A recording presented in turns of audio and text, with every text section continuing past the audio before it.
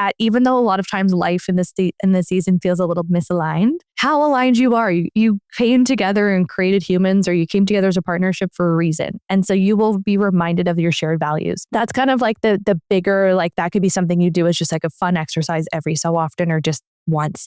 But then when it comes down to like the day to day, you've got to just carve out time for the quickest, easiest, lowest friction way of looking at your schedules for like the next week or two and aligning and being like, okay, given the circumstances currently, knowing that things are going to change, let's align on how these next 2 weeks are going to go. Or if you need to, it's like, okay, we know this could be a busy 6 weeks. Let's just do like a quick look. And so what this actually looks like is whenever your week is about to start. So say for my husband and I, we both work kind of Monday to Friday jobs. Sundays we meet. And I'm going to be honest, first couple times you do this, it can be contentious. It can be annoying. You feel frustrated in having to describe what it is you need or what your schedule is like because they're not quite aware. Welcome to Limitless, Unlocking Your True Potential. I'm your host, Fiona Walsh, here to guide you on a journey of transformation and emotional freedom. Each week, we'll dive into the stories of change makers, cycle breakers, and experts in personal development, emotional wellness, and healing.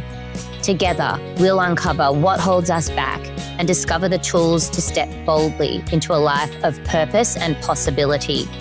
If this episode resonates with you, please be sure to subscribe, leave a review, and share it with a friend.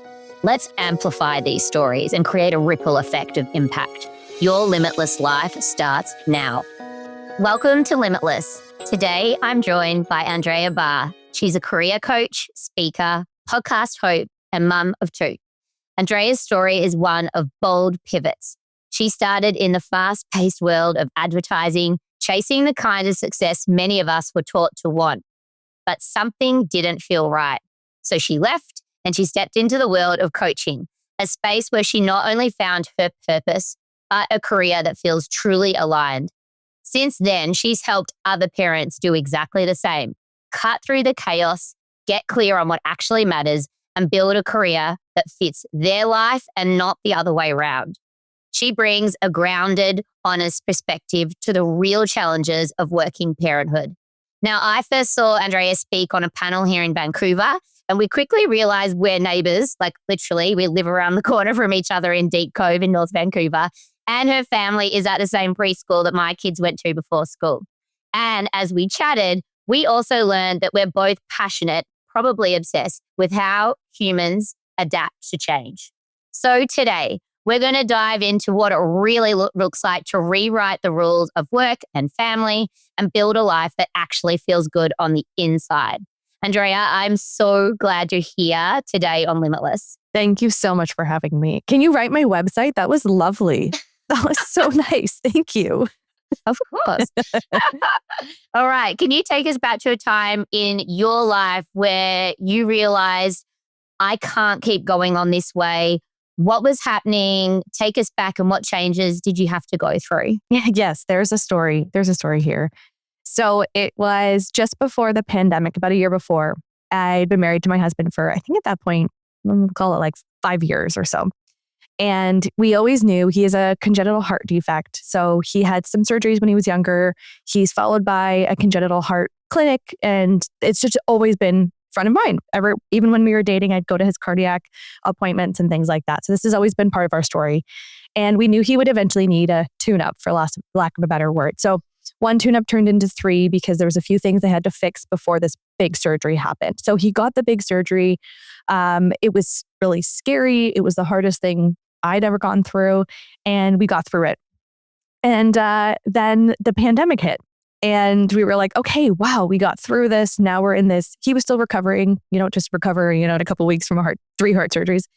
And so we recovered. Both of us were recovering. He was physically recovering. I would say I was emotionally healing. I had seen some scary stuff, during his journey, and we were getting through it. And so we just hunkered down, and we had always been really, we were kind of in a cozy season of healing, and then the rest of the world, it's like they caught up. So we're in this vibe, this moment, and we're like, okay, he's feeling good. He was back at, working out, and things were really good. And so we're like, let's make a baby, as everyone else was in 2020. So we got pregnant and it was lovely. It was a really, for us, our experience, it was a really nice time of just being together as a family and growing this little baby inside. Um, but unfortunately, we got pregnant in the summer. And then by that fall, something was kind of up. We weren't really sure what was happening. And I remember walking with my girlfriend, Hill. We went for one of those distanced walks that you do Yep. during COVID. Survival. Yep. And I think we were at Deer Lake or something like that. And we were walking and she's like, so how's everything? And how's Scotty? And I remember just looking at her and I was like, something is really wrong. And she was like, what? And I was so full of anxiety. There was, stuff happening at work for both of us. And everything was just feeling really, something was up. And he ended up having a couple weird symptoms pop up, like his legs completely cramped on him on a bike ride, to the point where he had to he kind of fell off the bike a little bit. Like, he didn't hurt himself, but like his legs completely seized up. And all these things just started happening like that, small things.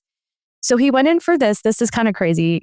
He went in to go, I think it was either an MRI or a CT scan, something to get just some routine workup because they were like, yeah, this is a little bit funny, but nothing wildly concerning. And the doctor was like, you know what, I'll just throw in a scan.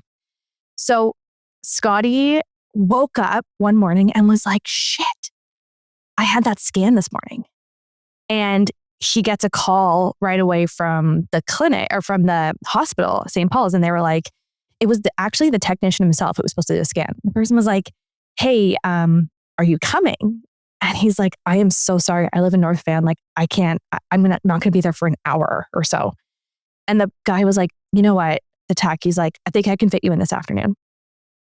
So Scotty went, got the scan, came home. I'm on a call.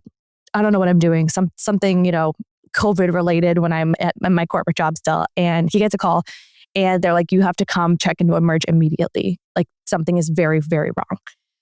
Long story short, he ends up spending 2 months in the hospital, and a good chunk of that time was spent not knowing or understanding what was going on. So he's on blood thinners, not to get too technical, but he shouldn't have had a clot, and he had a clot in his aorta that they had previously just fixed.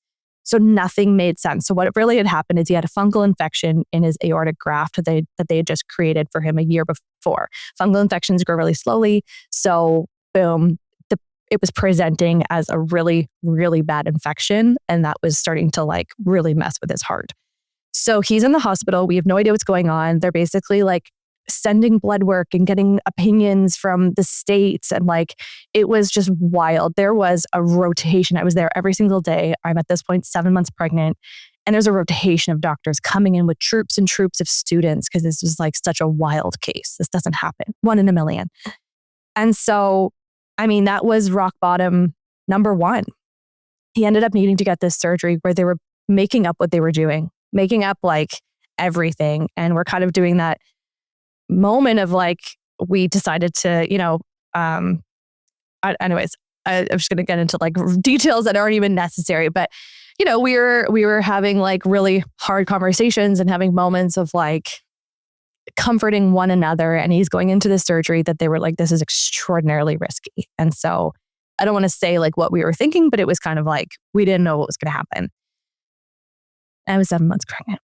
At this point, by the end of that, it was probably closer to 8. So I'm waddling in every single day, bringing food and but I had an incredible team at work. They basically, the second we got that call that they're like, you need to go to Emerge. Something's really wrong.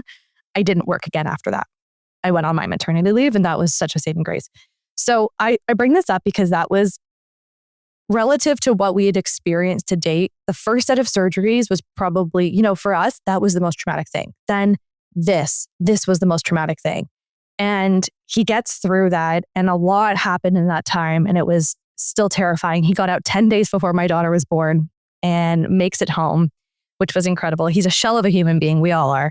And our daughter comes into the world just fighting, so awesome and vibrant, and she's the best. And so we had a great, postpartum period. And then kind of the third moment for us where, again, relative to what you've experienced before, more symptoms started popping up.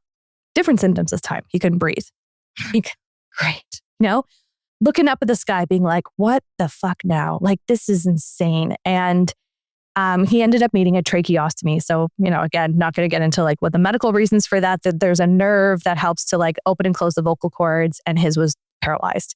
And so he needed to get a tracheostomy, breathing through a hole in his neck. And that was the moment where my uncle said in a text to me, he was like, like life brings you to your knees so that you look up. And he's quite religious, they're Catholic, but like it made me think like, yeah, brought us to our knees to like look around and be like, if nothing changes, nothing, like what can we do here? This is absolutely insane. So that was that moment of like, what do we do? Like, this is it. This is the fucking peak, if I'm allowed to swear. Which yes, you're allowed to swear.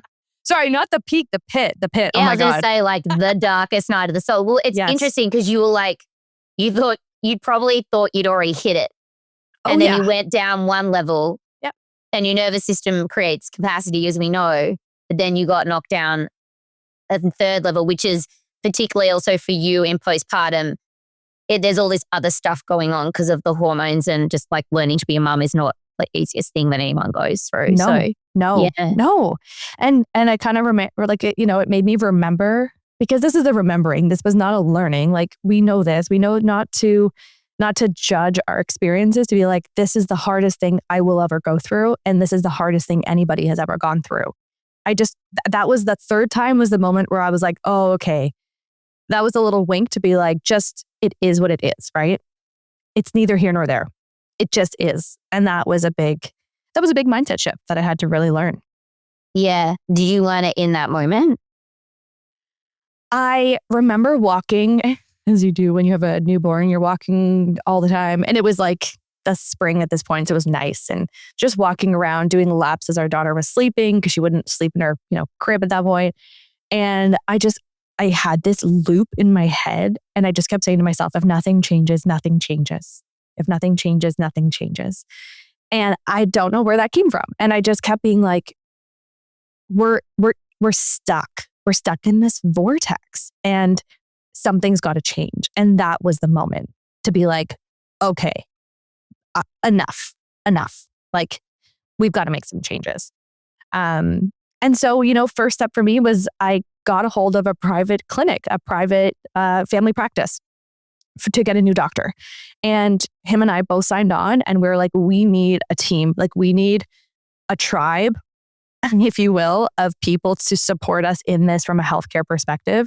And to be honest, nothing actually came of that, in the fact that like, it's not like by signing on with them, anything actually changed. The outcomes changed, but we could sigh a breath of relief that we had people in our corner, and they were in our corner, and they were really helping. But it's not like they went in and fixed anything in his body. It was just that we knew that we were finally being held by somebody else, that I wasn't having to keep track of things in my notebook, for instance. We had a team who was there. So that was a great step. It's also interesting when you make the move, like, rather than like, oh, we're relying on the public health system and it's not working. And we're like, and I'm not saying you're in victim, but it's a different kind of energy to like, we're going to create this next step, which means we pick the team, we pull in the support that we need. And as you say, even if it was like, we know everything, like, you got confirmation that the picture was as clear as it was going to be. But because you'd made that step, there's something in the capacity around that, I think, with change that empowers you, because it was your step rather than like, oh, this is all happening to us. It's so true. It's like in coaching, I truly do. I mean, there's a place for having your company have a team of a roster of coaches for you, for instance. But there is something to be said about somebody going out and choosing their own coach and being like, I'm going to invest in this.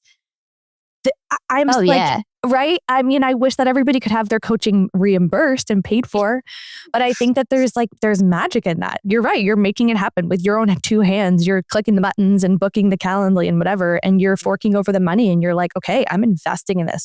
I'm worthy of this. Yeah.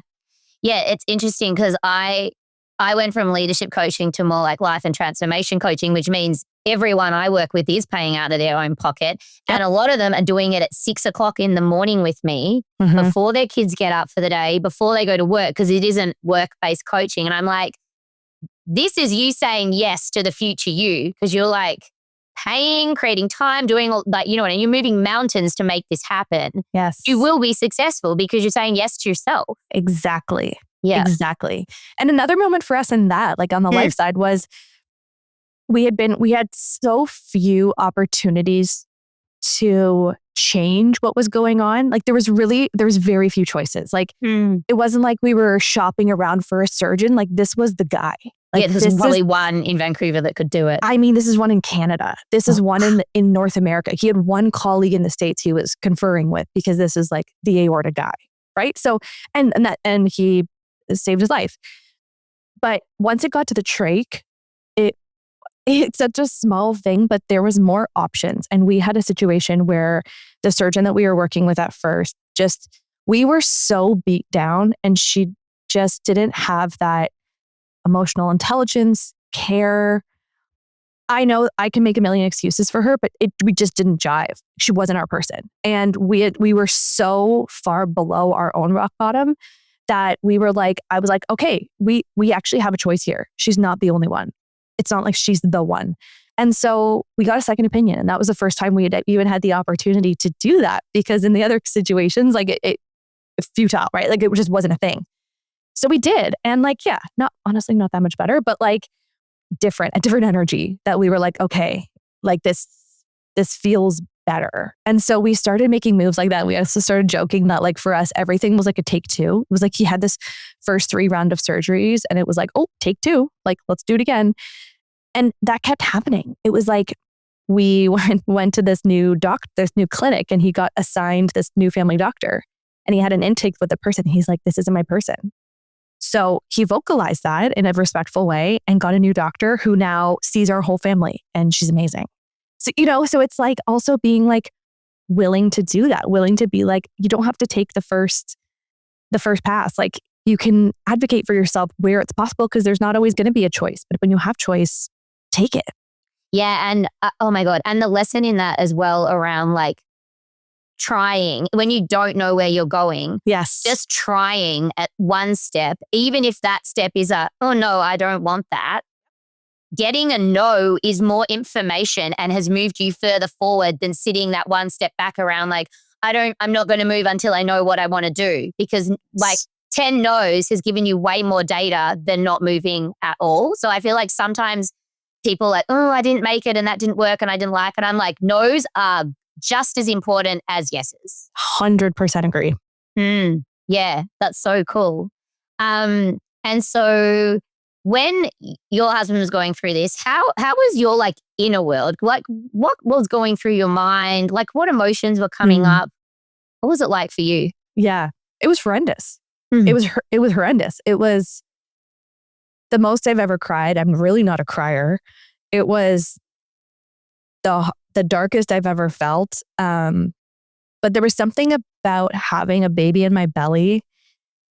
It was like, I don't know, that energy, I think, of having her in there and just being like, I have to regulate. I'm not going to say calm. I wasn't calm, but like regulate my nervous system for myself, but mainly for her. And it was almost like having that as like, I could have just like let myself completely crumble, right? Yes, like I knew I was going to stay strong for him, but it was like, I could have let myself really crumble, but it was almost like having, the energy of this little baby in my belly be like, okay, like you've got to try to eat. It was really, really hard. Like that's my telltale sign if I'm going through like, something stress. I just can't eat.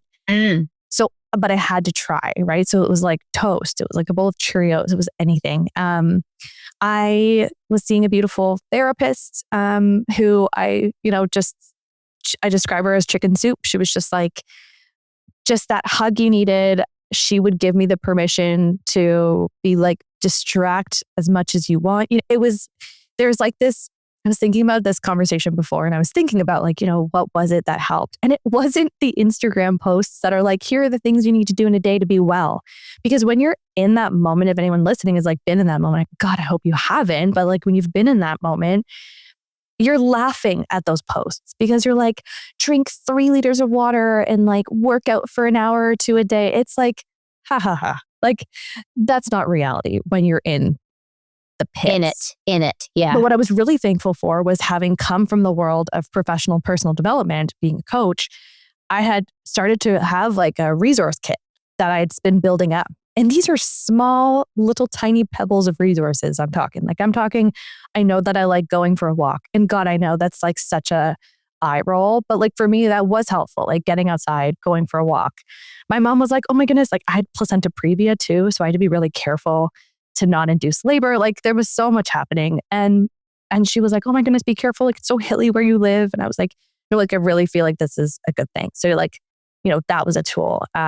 Speaking to friends who had, this is kind of a funny one, but speaking to different people of different faiths was actually really helpful for me, and being willing to accept the love and support and prayers and meditations and candle, whatever it was that anyone was willing to throw our way, I was so appreciative of. I would speak to friends who were like really diehard Christian. I would speak to friends who were more on the spiritual side and just like hear their like love and support and like that they were praying for us, and I was just like willing to receive it all. And that was pretty cool as well.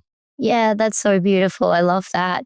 It's really interesting what you're saying about when you're in a hole and some people can't even get their head off the pillow. So like drinking 3 liters of water a day is not going to happen, right? No. But, and I remember when I was in that state, when I was going through burnout and I was like, felt very trapped in corporate. And I remember saying to my leadership coach, like, I couldn't leave because we couldn't afford it and all this stuff. They were all, for me, a lot of them were stories and, the rest is history. But like, I remember when people were like, you just need to focus on your breath. I literally would eye roll. I'd be like, in my head, I would be like, go fuck yourself. And like meditation as well. I was like, and people were like, I had this life coach who was like, just make sure you get in the forest every day. And other than the fact that I literally, if you actually looked at my schedule at that time, there wasn't a pocket to do that. So it wasn't even feasible or viable. But it was like, but I was just like in this victim mentality and just so pissed at the world. And all of those suggestions didn't help. But now it's really interesting when I'm out of it, they're part of my everyday now. So it's interesting that when you're in it, I always feel like you've just got to pick one that does feel accessible. And for you, it was walking. I think getting outside and getting fresh air and moving your body is got to be one of the easiest ones, even when you're, that can't lift your head off the pillow, and just get your runners on, go out in your pajamas if you have to. It doesn't matter. Move your body. But you know what? It's kind of, I love a good analogy. The analogy I'm thinking of as you're saying that is the thing that you hear from your GP or your midwife, where they're like, don't take on anything new in pregnancy, which I think is a really cool advice. Because it's like, if you weren't weightlifting before, like heavy deadlifts or whatever, don't start deadlifting in your pregnancy. If you didn't do cross-country skiing beforehand, you didn't do any cardio, maybe don't start cross-country skiing when you're pregnant. And there's something to be said about that. It's like, what tools and resources did you lean on? I didn't lean on anything new. I was leaning on things that I already knew how to do, things that required very little muscle memory. I already had muscle memory for things that I mentally knew how to approach. I wasn't going to start, I knew how to meditate, but I wasn't going to just start meditating. And you have to think about where you're at too. Like when I was doing my yoga teacher training, I loved when they said, they're like, you have to think about the room. Like if say you're doing a yoga class for a group of people who have experienced trauma, for instance, and like the basis of the class is around trauma, you are not putting those people lying down in a dark room, closing their eyes. The last thing that person who is like coming out of like really hardcore trauma, they do not want to be alone with their thoughts necessarily. And so what can you do to get them breathing, to get them moving, right? So it's like, we really have to think about that stuff. Like what do you need in the moment? And I said to her, I was like, oh, but like, I'm really having fun like on Pinterest. Like I'm sitting beside Scotty at the hospital bed and I'm like on Pinterest and like I know I'm numbing and I know that she's like, good. You need to numb. Like this is not the time to be like reading your self-help books or whatever. She's like, I'm like, yeah, I'm watching like Gilmore Girls or Friends. She's like, good. Yes. That's what would lull me to sleep. That's how I was able to sleep that night, was by watching some of these like really comforting shows. And she's like, great. I was like, oh yeah, this isn't day-to-day like privileged wellness. Right? No, totally. And I love your pregnancy analogy because I've brought this up as well, not on this podcast, but with other people in coaching. So 2 things that I always recommend for people are if they're in a high stress or like things are just like you feel like you're in a hole, is be aware of caffeine intake. Because one of the first things that doctors say to pregnant women as well is like, No, I'm with you. I've had 2 coffees Showing already my today. iced coffee. Yeah.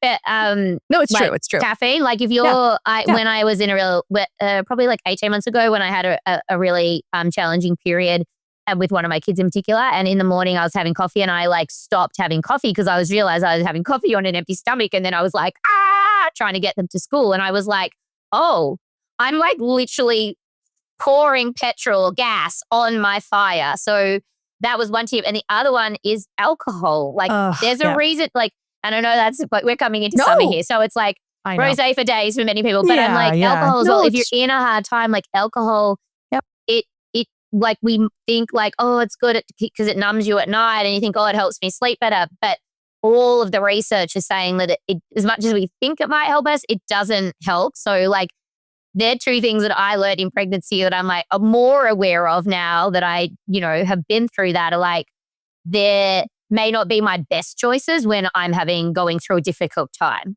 Totally. Yes. Yeah. Agreed. Yeah. I want to switch gears a little bit. So you're a careers coach and you like work with parents on like figuring it all out because it really is. I mean, my identity, I would say crisis took place when I went from being like type A career person to then wanting to be the most devoted present mum and then try and put them back together and like kaput, you know how that goes. So we will get to that, but it was interesting. It was Father's Day just recently here in North America. And I posted a couple of photos of my partner. One of them was of him at Whistler holding 5 sets of skis and poles for our whole family at the bottom of Creekside Gondola. And I posted on it saying he's super dad carrying all this stuff. And I put like an asterisk saying something like, I'm not sure what I was holding or what I was holding while he was holding all this. And so it generated quite a lot of comments and people like, were you holding the camera? Probably had the snacks, like all that. But one friend wrote, you're always holding the invisible load. And I read it and I was like, holy moly. And so I would love for you to break down your definition of the invisible load. And I don't think it's necessarily just mums. I know dads hold part of it as well. And I know that you would see that through your coaching. But can you just like break it down as a concept and then we might dig into it a little bit more? Because I think it's a newish term, but it really is an important one to understand. Yes. You know what? If I were to give a definition, I've never been asked the question to like give a definition. If I were to give a definition, it's the stuff that you're not necessarily writing down on the to-do list proactively. That's what I would say. It's the stuff that you end up doing, the 25 things that you've done in the day or in the week or in the month to like support your family, to help your family thrive, to be proactive, to sign them up for swimming lessons, to do this, like this, all the thinking, all the thought calories. I've like heard that phrase before and I think it's cute. Although, questionable about the term calorie, but whatever, we know where we're going with this. Energy, the energy you're spending. And it's that. And so I actually have people, there's a lot of clients that I work with who, especially when we're not necessarily doing career change work, but we're doing work-life balance work or work-life integration, auditing, what have you. And it's like, I want you to make my girlfriend, Becca Harris, she's a really incredible dietitian and she works with those who have ADHD. And she calls it the to-do list. I think it's something that they use in the ADHD community a lot because it's like, wow, like what have I even done today? And then you can like sit down at the end of the day, or end of the week, whatever. And it's like, ta-da, this is what I've done. And that's kind of a cool trick to be like, to even just like start to audit what is in your invisible load. Write down the stuff that you were even thinking about, planning in your mind, making lists about, coordinating, like it's that stuff. And I love that you brought up the fact that it's moms and dads because I'm really, I am passionate about that. Like I support moms 80% of the time and I support a beautiful population of dads, probably 20% and that's numbers growing because we've got such present fathers that are really coming up in this world, which is such an incredible thing. So yes, for whoever it is, and even grandparents or whoever you are, caregivers, like there is an invisible load to just functioning as a proactive, empathetic human in this world. Yeah. And I always like to say, let's make the invisible visible. So is that breaking down, and you have people say, oh, well, like, my other half took my child to the birthday party. And it's like, But what were the 15 things that got the child in the car with the present wrapped, the hair done, the right clothes, you know what I mean? The waiver sign form because they're going to the trampoline park. There was like 15 to 20 things that happened before getting in the car to drive to the drop-off. True. And so how can we start to, and if you are that person who's got more of the invisible load, unfortunately, you are going to be the one who needs to make it visible because the other person has no fucking idea. They just see it and they're like grateful, but they don't know the 15 steps. So the resentment that comes from those 15 steps is also your responsibility to like shine a light on it so that people can be like, can I take some of the 15 steps? Yes. Or next time, could I take all 15 of them? Because I didn't even know you did all that stuff. 100%. I had a woman on my podcast all figured out that she is an expert or trained in the fair play method. Have you heard of that one? Yeah. So it's a card deck. Oh, what is her name? You can put it in the show notes. I will. Wait. Fair. I'm going to look it up. We got to know. Okay. Play method. It's a book. What is her name? Eve Rodsky. Okay. So Eve Rodsky wrote this book. She created a card deck, and one of her certified fair play method coaches came on my podcast, and she shared just what it is and what it means. And at first, I'm going to be honest. So she reached out and she said, "Hey, could I come on your podcast, talk about this?" In my head, I was like, a card deck, like this just feels very like, well, I do this and you do this. Like I wasn't handing out cards. Yeah, right. And it's like, how's that conversation going to go? How do you even, but it was a really cool discussion where she was talking about exactly what you're saying, bringing to light the fact that the task in the invisible load, like the tada, like took so-and-so to the birthday party that had 12 subpoints, like you said. And in the fair play method, the idea is that you are transferring over the entire thing. And so, for instance, in my house, we have a cleaner and he comes twice a month. And I was just having a hard time navigating like, okay, he's got to come. I have to coordinate with him, open the garage, do this, I said to my husband, I'm like, hey, this is one piece that like, I'm just feeling overwhelmed by. Can you take it on? He's like, no problem. So I hadn't recorded this episode yet, I don't think. And so he was like, great, I'll open the garage and text with him. But then I was still doing the e-transfer. And there were still other... And the like clean before the clean that you have Exactly. We always have to clean up before anyone cleans because otherwise, you can't get into bedrooms. Exactly. So then we were like, oh, wait, that didn't work. Like I'm still doing half the load. Yeah. And so we transferred the entire thing over. So he does the coordinating. He ensures that the door is open. Like everything to do with it is him. Now, the one thing that we did align on after the fact as well, because it's all trial and error, was like, okay, on Thursday mornings, we both work from home. Let's do a quick tidy around the house together so that we weren't doing it the night before. I am zero help in evenings. I can't have big discussions. I can do the kitchen and put the kids to bed and then we need to be potatoes on the couch. So I was like, yeah, the evening one is just making me mad. Like I'm just full of rage. And so in the morning I've like had my little coffee and I'm bouncing around. I've done my workout and I'm like, oh, this is fun and we're cleaning together, So anyways, all I have to say is just, it is such trial and error. And it's realizing, like she also talked about in this episode, she was like, you have to set the standard for different parts of your life. So she's like, for instance, in our house, the recycling gets taken out every single night. I was like, ooh, that's a good one. I mean, we don't do that. But I was like, for her, that was the standard that they set. So her husband was on recycling, I think. And the standard was that like on a normal day, unless like he was like, listen, I can't do it tonight. Can you help me out with this? Yeah. He took the recycling out every single night. And I love that. Yeah. Yeah. And then it's like full ownership rather than like this half. And one other thing I'll call out when I've like transferred tasks over to my other half is like, and I'm guilty of like, when you're explaining all the steps and you get all these questions about it, I would just get annoyed because they didn't know. So like just to be very human about all of this, it is annoying. And you're like, oh, you realize that it also was, you weren't underappreciated. They just had no idea. No idea. That can bring up, just so like I'm really honest about it, that can bring up a lot of activation and triggers in the person who's been doing it because you're moving towards a better outcome, but it's sort of like you get in this swirl before you get there because it sort of stirs the pot a little bit of like, oh, they had no idea. It's but true. trust that once you hand it over, it does feel much better. You have to treat it like the vacation transfer. Like you're going on vacation from your corporate job and you have to do like the handover. You've got to give the handover period. You can't. Yeah. It's annoying and allow some transition time because like it's experimental when they first started as well. Yeah. Yes. One piece that's interesting about the invisible load. So you were saying like all the thoughts and stuff that go into it. One piece that I know that also sits in invisible load is the emotional invisible load. So particularly if you've got young children who have got huge emotions.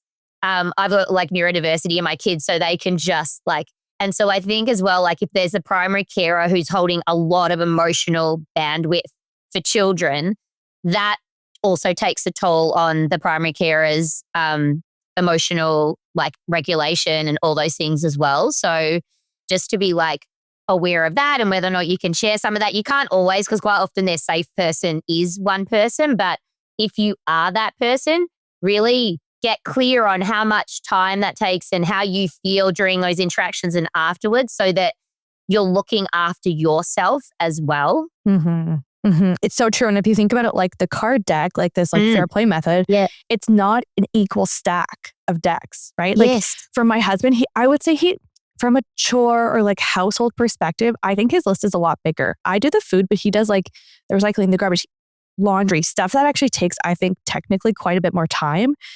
But that is because emotionally, I hold the capacity for a lot of other things. Like I hold his health, I hold my kids' health, I hold a lot of like, the big emotions, the like thinking and planning about like, where are we going to take them? I listen to the podcast on child rearing. And so we have to take that into consideration. And it's not always something that you can like verbalize, but you can just say like, what I have the capacity for this, and this. Okay, you don't have the capacity for anything else. What are we going to do about that?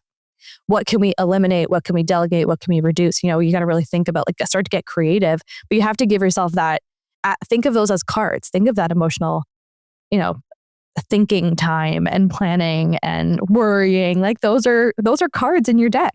Yeah.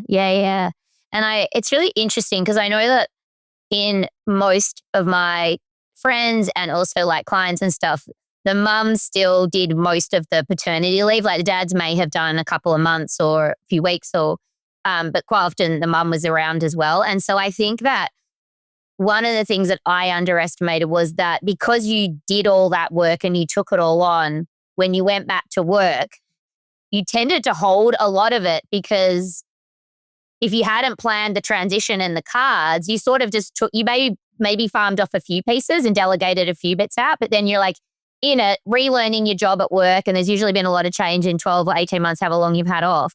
And then you're also like navigating new schedules and stuff at home. Like it's just a complete cluster. It's so true. And the things that you've been able to pass off have been the visible load pieces. Yes. Yeah. And like I share that, like I always share that when I went back to my corporate job, I was like, I'm a career coach. And then I started working with parents. I niched down to that. I'm like, this is what I do for a living. Like, I've got this. I was batch cooking. I had all the visible stuff taken care of. I had my coaching session. I was like coaching my way back into like all the things that I still got rocked because what I didn't think about was the emotional side of it. And like, I was still the holder and the keeper of the kingdom.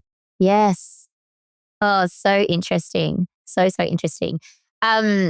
One of the things that you've shared about when we caught up and when you're on the panel, I heard you talk about it. And I really would love for you to share your approach because it really connected with me as something that we're not doing in a structured or consistent way in our household is just around planning and like coming together on schedules in the like immediate and then medium and long term. And I thought, given this podcast is going to go out just as we start the second 6 months of the year.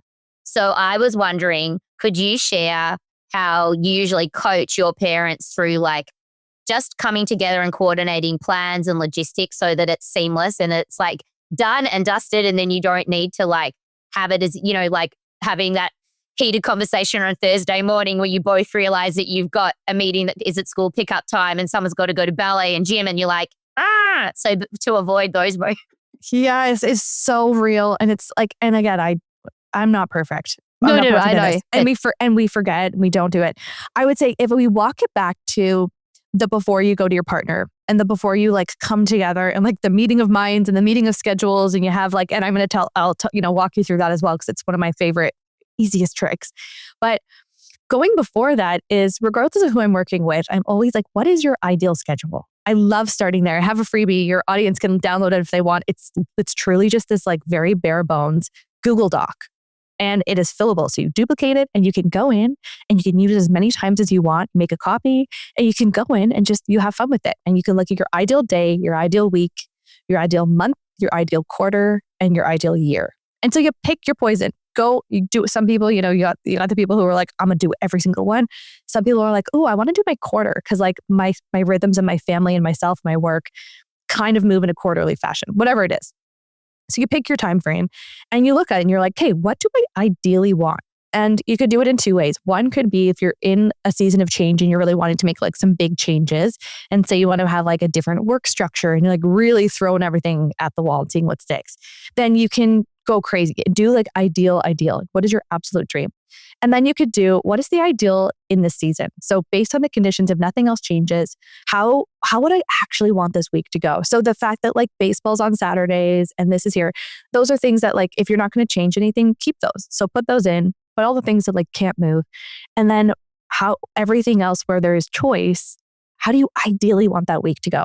And I always tell people to start there first and actually do this as a separate exercise from their partner, because it is important and it's just interesting to see what your values are. What do you value? So for some people, it's, I want to get to a yoga class by myself once a week. I want to have some thinking time in the morning. I want to have a coffee with my partner. Why don't we wake up at 5 a.m.? Like I would, say a dream, 5 a.m., 5:30 coffee on the deck with my partner.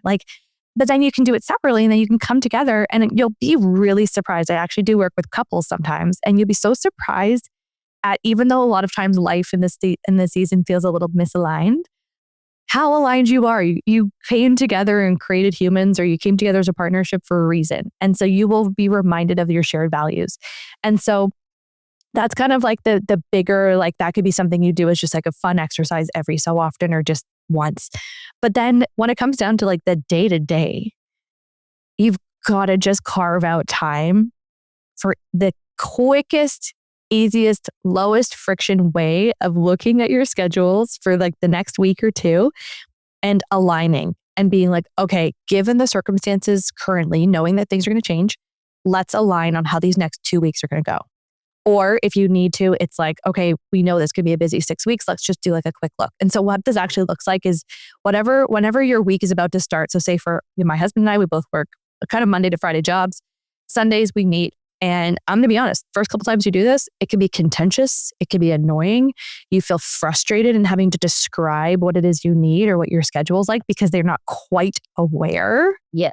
Right. And if anyone listening, and I know people are like people pleasers, like reforming people pleaser, actually expressing your needs and saying, I need this time for this is incredibly uncomfortable.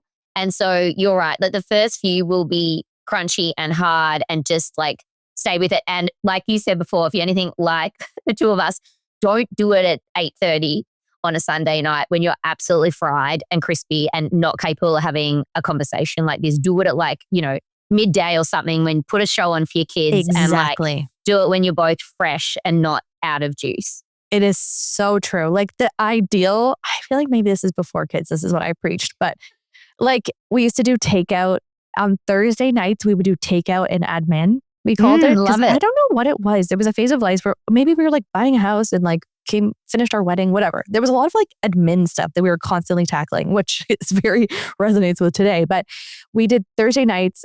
We would have takeout and we would like sort our like admin stuff out. We'd like get back to our accountants. We'd write the email. We'd book the appointment. And that's kind of what the Sundays have turned into, but we're like more focused with it and we just like get shit done. And we just dial in. And my husband is the one who's like, oh, we haven't done like, this is not me pushing him to do this. This is like him being like, oh, we haven't like sat down to look at our calendar. So if we forget on a Sunday, kids go to school or whatever, we like both take a break in our day and we do it. If you're, you both work at offices, can you do like a quick FaceTime and do it? Like how can you make it happen so that you can look at your calendars and be like, truly like, okay, who's picking up who when? Do we have one car? Do we have two? Okay, are you going to bike ride? And are we going to carpool? Like how is this going to all look? Because if you can't even do that and set up set up like a decent situation for say the next 2 weeks based on the conditions, if and when shit goes awry. There's a pivot. Yeah. There's a pivot. You weren't even set up for success to begin with. And so you've really got to like at least have, based on the information you have now, what would be the best way to tackle these next 2 weeks? Who can we bring in for support if we need to? Sometimes we have our nanny come early or stay late because we know I did that this week. I have a really big week. And I was like, okay, on Wednesday, she's going to come for a bit of an extended day because I know I'm going to need that extra time. And yesterday I was like, fuck yeah, Andrea, like, well done, well played. It was so good. That's awesome. And so, this is resonant because I actually said to my lab this morning, we are in North America. We're all about, I know some of the kids in the States are already on school holidays. Canada's kids go on school holidays next week. And then we have a joyous 2 and a bit months of kids, which is the longest school holidays in the world, pretty much in Canada. So, which is great. It? I didn't know that. Yeah, it's insane. The UK, I know Europe's shorter, Australia is shorter because Australia is at Christmas. So it's usually just before Christmas to the end of January. So it's only like 6 weeks. Whereas here, we bump on 10 to 11, depending on your school, which is a lot. And we were just saying this morning, we need to have that conversation because our kids are in a mixture of camps, some half day, some full day. We're going to have some babysitters. Like I work flexibly now, so I'm going to spend some more time with them. But we need to like map this bad boy out because it's very different to the normal-ish rhythm that we're in, Monday to Friday in the school year. Totally. And if you don't do that ahead of the summer, then how do you set yourself up for, like, how could you even think or dream that this would be successful if you're not even coming up with what the conditions for success look like beforehand? And let me just raise my hand and say, I am not a naturally organized person. I am not. This is a completely learned behavior because it's a stretch to do. Yes. Yeah. But what I know, I can like feel the reward of it afterwards. And so it's like become this addiction because I'm like, okay, that feels so good. Like when we map out our summer and we're like, hey, we can go camping here or do this. It's like when you haven't seen some like friends for dinner in a while and you're like, oh, and a couple months have gone by. And then you're like, wait, if we set this up in advance, then the time doesn't go by and you're not feeling sad about not having those plans. Like it's hard for people who aren't naturally like, I like being in the moment, to be honest. Yeah, same. And my other half is even more that extreme. So for us, planning does not come easily. And it's like, it can feel constrictive, I know, as well for both of us at different times. Yes. And I remember listening to a podcast once when the Gottmans, who are like big relationship experts in the US, were interviewed, and they were talking about parents with young children, how they only have this tiny amount, I can't remember the exact numbers, but maybe it's like 3 hours a week where they actually have time to talk. And of that amount of time, that small amount of time, I think I said 80 to 90% of it was taken up by logistics. Now, I wonder with your approach, by like this building the plan out and front loading it, it solves a couple of things, and I'm sure you can add a few more in. So it solves like needing to have conversations about it every single day unless there's a pivot because it's sort of laid out and you can just rely on the plan. And it also might help parents schedule time together because I know that's one thing that we struggle with because it's like, oh, we should do this and then is a babysitter available and da. So how do you, like, have you seen those two benefits come up in your life and with your clients? Are there any other benefits that like could surprise us? You've hit the nail on the head. It's like there are things that do require a bit of a runway. So sometimes we do. So for that fun stuff, we're like, oh, we would love to like have like so-and-so over for a barbecue. Like, okay, that's a fun thing. And so you're actually more motivated to book that in. And so you will look 2 weeks out and be like, oh, it could be here. Okay, who's going to contact them? Great. Scotty, you're going to contact them and let's make it happen. And like, if you need to do it for sex, do it. If you need to do it for a date night, do it, right? It's like, plan it in. And you're so right. Because then that day to day, you're not having to be like, okay, this is what's going to happen on this day. And you're having to do that constantly in the moment. It's going to take longer. You're going to be more frustrated because like you said, you have to describe the steps. You have to describe what's exactly happening when you could have front loaded that and had more conversations like, oh, tell me about your day. Like, oh no, that happened. Like my husband, he goes into the office that he consults at sometimes like a couple times a month. And he always comes back with the best stories, like the funniest cast of characters. And it's like, but we wouldn't have that time if we were like, okay, so tomorrow, dance day, like what's going to happen? What are we going to do? Right? So you hit the nail on the head. I think those are the best and the biggest. And may I also say there's like a couple funny other ones. It's like, are you going to get your period? And do you know that there's certain things that happen just before, like you get a really bad headache? Like there's a lot of cyclical things for women that we know might take us down, or just what we need. You in need to advance. go to bed earlier on those days. Or Exactly. And so how can you like think about stuff like that as well? And be like, okay, this is what's happening for us in the next 2 weeks. Or, okay, you have a busy schedule. How can I lean in? How can I take off some of those cards that you've got and like support you in that way too? So we can be proactive in our like love for one another, if you will. Yeah. No, I love it. I love it. One other thing that's come up this week is I've got quite a lot of coaching clients in Australia, and there's been lots of reshuffling because parents have got kids with the flu and colds because it's the start of winter in Australia. So they're in that season, which we know all about over here because it's awful. What are your like tips or advice for parents who are like listening, who are at the start of that season? Because I know with 3 kids, when I was in corporate, it is still a challenge now, but it's less and more because I set my own schedule as I work for myself. But like I had full blown anxiety over the fact, because when you have 3 kids, one of them get the flu, you're just a time bomb of like, how quickly can they, like, are they going to get it? And I remember we had one virus that incubated over 7 days. So every Saturday morning for like a month, someone in our family would vomit, which was the start of it. And then they would be like flu-y sick for the next week. And so we had a month of that. And I was just like, it's so hard when you've got a child or 2 or 3 home and you're trying to work and do all the things. So any advice for people in that wintry cold flu season? Oh my gosh. You've got to have the conversation. You have to think about, whenever I'm working with someone who's like, okay, I've got the goal, I've got the plan, I've got the action steps. The next question always should be, okay, what are you going to do if and when things go awry? What are the potential obstacles that are going to get in your way? And so as it relates to like time and calendars and life, it's like, what are the obstacles that may get in our way? Write them all out. So yes, cold and flu season, maybe it's a partner who has to be at the office a lot. Like maybe you're a lawyer and you've got a trial. And so you're like, okay, you're saying to your partner, you're like, listen, like we know the chances of me having to stay at the office late are going to be high. And so you have to front load again that you've got to just call a spade a spade. And then the second piece to that I always work with people on is then thinking about it in the context of your work. So let's say not people who work for themselves, because it's a little bit different, and perhaps you're working for yourself because you wanted to create that flexibility, or maybe not. Maybe you work for yourself, but it's not that flexible. But say like in those inflexible situations, you have to be like, okay, are we working in places where we can have like a really good, powerful conversation with our leader or manager or whoever we report into or our teams? And can we bring it up? Be like, listen, we've got 3 kids now, back to work.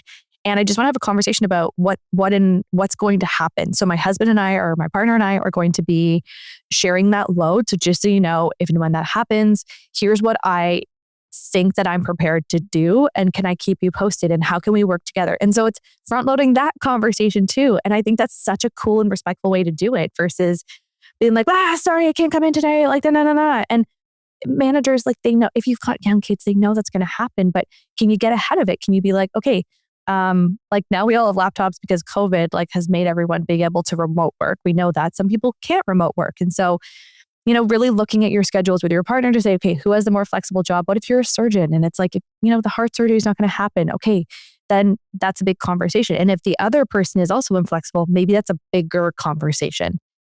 So if you're realizing you can't find a solution and you really can't find a way in which this is going to work, then that might be an indication that something needs to change, whether it's additional help or whether it's making pivots within your own work. Yeah. That's really interesting. And I think that's sort of what I walked through in when I ended up like leaving corporate. It was also for like follow my purpose and do a different kind of work. But part of it was like, I wanted to be able to hold both. Like I wanted to do work that lit me up, but also was flexible enough that I could enjoy this short window when my kids are little and they actually want me around and will rely on me and need me for co-regulation and all these things, and to have enough bandwidth to be able to co-regulate with them rather than be like, Mummy's cooked, because she was dealing with big adults' emotions all day and she can't deal with yours after preschool and school. Yeah, it's so true. And then for some people, they might be like, oh, but I do have the corporate job. For some people, the corporate job is a bit more of like a creates more space for them, where they come home and they're like, okay, working for myself is too stressful. And then I'm too stressed out all the time and it doesn't work for us. But I can go to this 9 to 5, I can give my all, but I can come back and there's a bit of flexibility. I can still do like take a half day and go on the field trip. Like you can still make it work based on what you want. But if you're in that situation where the people are draining you and you're like dealing with the big emotions all day of like the big people emotions, then you got to relook and be like, do I have capacity to get work? Do I have the capacity for this? Yeah.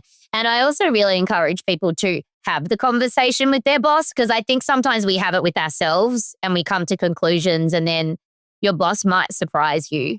And again, if you get a no, like we said earlier, great. That's important data for you to put into, as you said, maybe a pivot to a different plan or a different way of doing it. So without getting fired better to get a no than to like give yourself a no on something that you actually could have got a yes on. Yes. Yeah. 100%. Like don't negotiate with yourself. Go and have the conversation, even though easier said than done. Because I know those conversations can feel uncomfortable, and you do, because before you have kids, you can be everyone to everything at work, and you can work to 10 o'clock at night if they need you to, and you can do the weekend and and then you've got kids and you're like, oh, I have something completely dependent on me. I remember that with the newborn, and I was like, I never get a break. Like this kid's constantly here.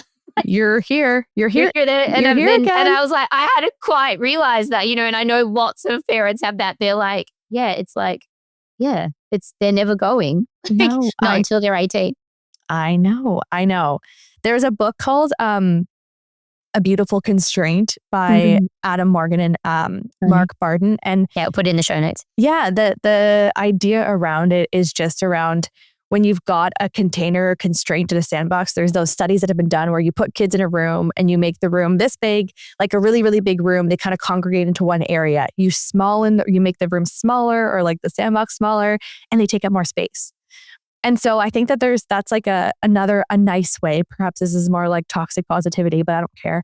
Nice way to think of now being a parent, where you're like, okay, cool. I've got constraints, but actually I think that's going to make me more limitless and fulfill more of my potential, because I know the constraints. Like I can have a more beautiful life outside of work because I know I'm going to work my ass off during those 8-9 hours that I'm working at work, and I'm going to get the work done. I'm going to be motivated versus, God, I remember like just dicking around sometimes and being like, oh, here I am at 10 o'clock again. And I look back at that person, that version of myself in advertising. I'm like, did I need to be like, I'm questioning. Sometimes people stayed to be seen, but they're like, God, I know. Had spent 2 hours during the day booking their holiday to, totally Bali, and went out for lunch and had 2 coffees with friends. And it's like, if you pulled all them out, you could have gone to the gym at 5 and called it a day. Exactly. And so it's not looking at them as like, yes, sometimes they can feel like hindrances and whatever, but they really do create this like constraint. It's like powerful. It's like we all work really well with deadlines. Humans love working last minute. Like we're not I'm great with a deadline. Love a deadline. Give me that deadline. Be like, you can't sign up for dance classes any minute past like 9 a.m. when it signs up, right? Like, Give me that deadline. I will give win. me that deadline. All right, I ask you one final question and then I'll move into some rapid fire, which is fun. Okay, so as we know, transformation and change happens in small intentional steps. It's these like little micro movements where we start to access our deeper selves and unlock long-lasting change. It's rarely these big quantum leaps, even though they like to sell it to us on Instagram. So based on your journey, what's one small step or action that our listeners can take to begin to unlock their limitless potential? I love this question so much. Just start listening to yourself more. You don't even have to be quote unquote quiet. It could be with music. It could be on a walk. It could be right now. Like just listen to yourself, because I think we're getting so information overloaded and bombarded, and we have ChatGPT, and I love it all. I am here for it. And I think we're forgetting to listen to our intuition, to listen to our own thoughts and ideas. And that truly, like that's, our brains are limitless. The technology in the world and the finite world in which we live is, there's got constraints, talking about that word again. And so if you just tap back into wherever it is you get your source and your intuition, listening, just listen to yourself, see what it's saying. And if you struggle as well, journaling can also be a good way to like just try and write out, like Yes. ask yourself a question and just see what flows is a beautiful way to get it. Absolutely. Okay. Rapid fire. Okay. What's a common misconception that people have about you? Oh, that I'm like fakely positive. Ah, interesting. Okay. Yeah. When was the last time you broke your own rules and what happened? Oh my God. Last week we didn't do our Sunday calendar planning, and we like didn't have meals planned, and I was like spent all this money at the butcher shop. Weird. I don't know. All sorts of weird things just happened. Like my husband and I were like, we were just flying by the seat of our pants. Can't even remember what the actual thing, but it was chaos. I love it. bad. Yo, so I'm sure you did it this week. Oh, we did it. We did it. Yeah. Okay. What's one life lesson the universe keeps throwing at you to learn and relearn and relearn? Not to grip too hard on anything, not to make meaning, find meaning in places where it doesn't exist. Beautiful. Beautiful. When you hear the word limitless, what are 3 words or feelings that are evoked in you? Expansion, growth, fun. Yeah. Love it. And finally, what's your go-to song when you need to like raise your mood or vibration? Oh, I'm sure you'll have a good one because I know that you did music and theater and stuff when you were younger. Oh my. Oh shoot, what's that song? Oh, you know what? Right now, Good Day. Yeah.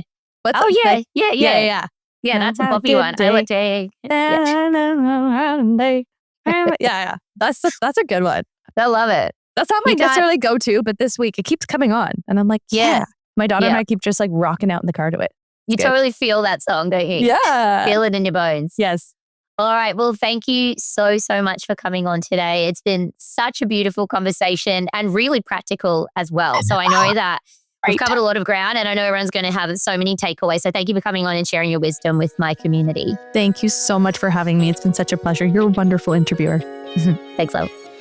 Thank you for tuning in to Limitless. If you enjoyed today's episode and love hearing the stories of courageous cycle breakers, I'd be grateful if you could leave a review on Apple Podcasts or Spotify.